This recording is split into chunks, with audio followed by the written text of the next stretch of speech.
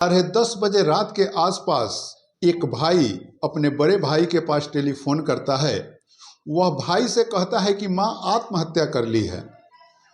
भाई जैसे ही सुनता है कि माँ आत्महत्या कर ली है तो वह चौंक सा जाता है, लेकिन उसे अपने छोटे भाई के बातों पर विश्वास नहीं होता। वह अपने पिता के पास फोन लगाता है।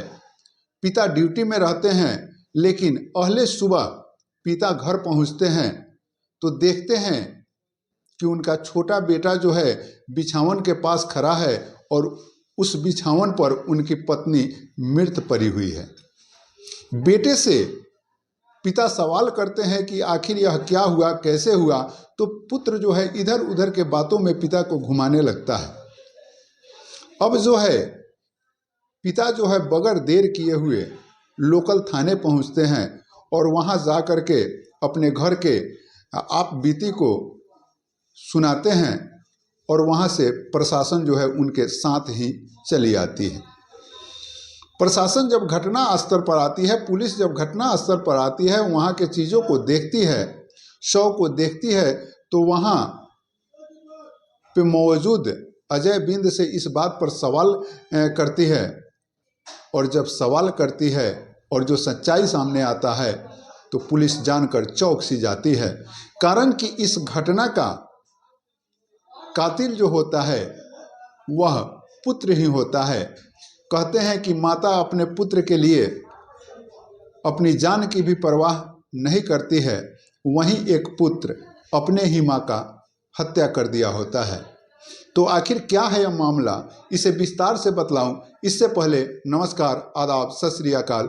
मैं भागीरथ ठाकुर आज जो आपको सच्ची कहानी सुनाने जा रहा हूं, यह सच्ची कहानी देहरादून के प्रेमनगर थाना क्षेत्र का है।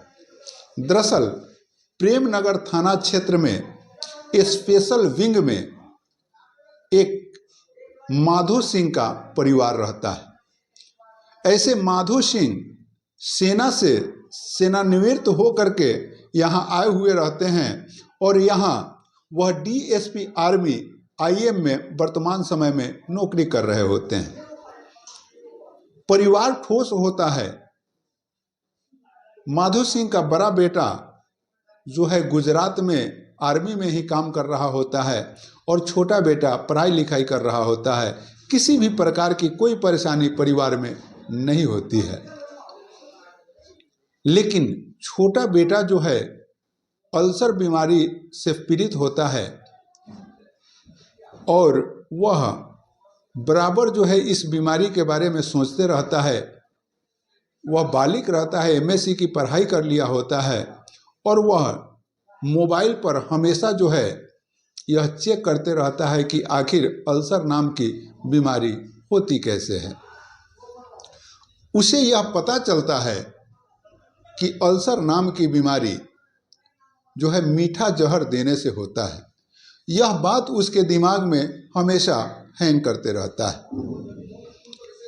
लेकिन एक दिन उसकी माँ जब मृत हो जाती है, वो अपने बड़े भाई को टेलीफोन करता है और उसके पिता आते हैं और पुलिस को घर पे लाते हैं। और पुलिस जब वहाँ तहकीकात करने लगती है, उन चीज़ों को जानने का प्रयास करती है और तब जो सच्चाई निकलता है वास्तव में चौंकाने वाला होता है, कारण कि यह कलयुगी पुत्र अपने ही माँ का हत्यारा होता है। अब जो है यह अजय सिंह बिंद जो हत्यारा है, जो माधो सिंह का छोटा लड़का है, यह पुलिस को जो बयान देता है, यह बयान होता है कि हमें अल्सर नाम की बीमारी हो गई है। हम इसका इंटरनेट पर सर्च किए तो हम पाए कि यह मीठा जहर देने के वजह से होता है। हमारे मन में यह भाव आया कि हम तो माँ के बने हाथ का ही भोजन करते हैं, तो हमें संदेह होने लगा माँ पर कि कहीं माँ ही तो हमें मीठा जहर नहीं दे रही है। तो उस दिन पिताजी भी घर पर नहीं थे, भाई बाहर थे, हम दोनों माँ बेटा घर पर थे और रात को 10 बजे के आसपास हम माँ से इस बात की पुष्टि करना चाहे। माँ से जब इस बात का पूछताछ हम करना चाहे, माँ से यह बात पूछे कि माँ क्या तुम मुझे मीठा जहर देती हो? अल्सर नाम की जो बीमारी हमारे पास है वह मीठा जहर से ही होता है। मैं तो तुम्हारे ही हाथ का बनाया हुआ खाना खाता हूँ, फिर यह बीमारी हमें कैसे हो गया?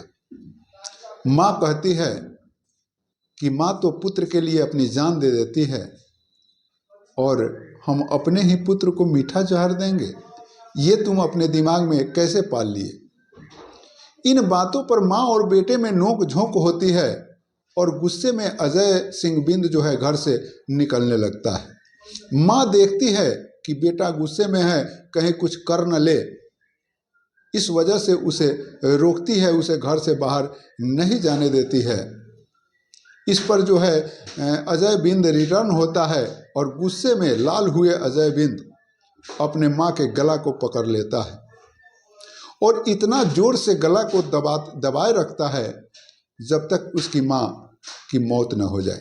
और देखते ही देखते वह अपने माँ को मौत के घाट उतार देता है। जैसे ही उसे यह महसूस होता है कि माँ जो है अब इस दुनिया में नहीं रही,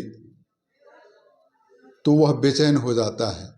अब वह इस घटना को आत्महत्या का रूप देने का प्रयत्न करने लगता है और इसी प्रयत्न के तहत वह अपने बड़े भाई मोहित सिंह को फोन करता है, जो गुजरात के आर्मी में ड्यूटी कर रहे होते हैं।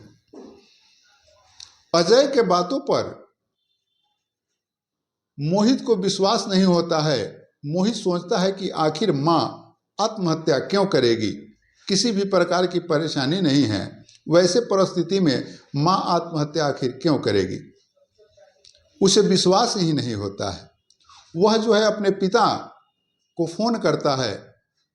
उसके पिता माधव सिंह होते हैं, उन्हें फ़ोन करता है मोहित और पिता को कहता है कि पिताजी ऐसी ऐसी बात है, अजय का फ़ोन आया था लेकिन हमें उसके बातों पर विश्वास नहीं हो रहा है, थोड़ा सा जाकर देखिए कि आखिर मामला क्या है। अब जो है ये तो नौकरी कर रहे होते हैं, ड्यूटी पर रहते हैं, सुबह होती है तो ये घर पहुंचते हैं तो देखते हैं कि वहाँ अजय जो है उस शव के पास खड़ा है और उनकी पत्नी चंद्रा देवी जो है उसी बिछावन पर मृत पड़ी हुई है। अब वह बेटे से इन बातों की तहकीकात करते हैं, पूछताछ करते हैं और जब इन्हें किसी भी बात की पता नहीं चल पाती है तब वह पुलिस के पास जाते हैं। इन तमाम बातों को अजय बिंद जो है पुलिस को बतलाता है और पुलिस अजय सिंह बिंद को अरेस्ट कर लेती है और न्यायिक हिरासत में जेल भेज देती है। मित्रों, मैं यह वीडियो किसी को दुख पहुंचाने या परेशान करने के लिए नहीं, अपितु आप सतर्क हो सके, सशक्त हो सके, जागरूक हो सके, इसके लिए लाया हूं। आप इस वीडियो में देखिए कि कहा गया है कि अर्ध ज्ञान जो है नुकसानदेह ही होता है। अजय बिंद गलत फहमी में अपने माता का हत्या कर देता है। उसे इंटरनेट से यह पता चलता है कि अल्सर नाम की बीमारी जो है मीठा जहर से होता है और वह शक जो है अपने माँ पर ही कर लेता है और माँ को मौत के घाट उतार देता है। जो माँ अपने लालन पालन में किसी भी प्रकार की कोई कमी खोटी नहीं छोड़ती है, बच्चे को उच्च शिक्षा देती है, लेकिन अर्ध ज्ञान में ये इतनी बड़े घटना का अंजाम दे दिया। तो इस तरह से अर्ध ज्ञान में कोई भी कदम न उठाए। अर्ध ज्ञान ही अगर है तो उस पर कोई एक्शन न ले, ऐसा ज़िंदगी जीने का प्रयास करे ताकि आप किसी भी प्रकार के परेशानी में नहीं पड़ सके। बाकी मिलते हैं एक नए वीडियो में, अब तक के लिए इतना ही। जय हिंद।